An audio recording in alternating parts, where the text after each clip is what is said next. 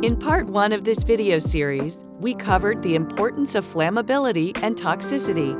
For part 2, we will cover compatibility, evaporation rate, and finally, cleaning performance.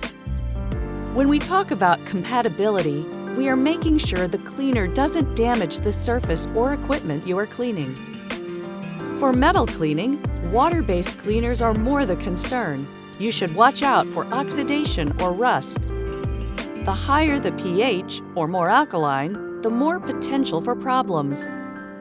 For solvents, you should be more concerned about rubber, like in seals and gaskets, plastics, and painted surfaces. Aggressive solvents can soften and craze plastics and cause rubber seals to swell, shrink, or even dissolve. Unfortunately, there isn't any magic chart. You need to test on a scrap part or unnoticeable area.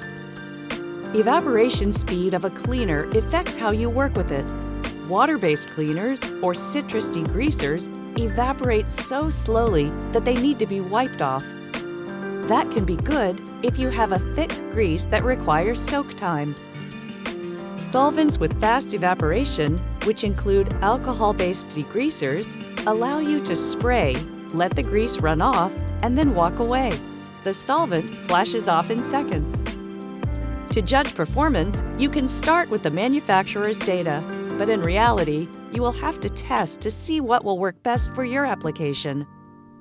If you've narrowed down the options by flammability, toxicity, compatibility, and evaporation rate, you should have a pretty short list.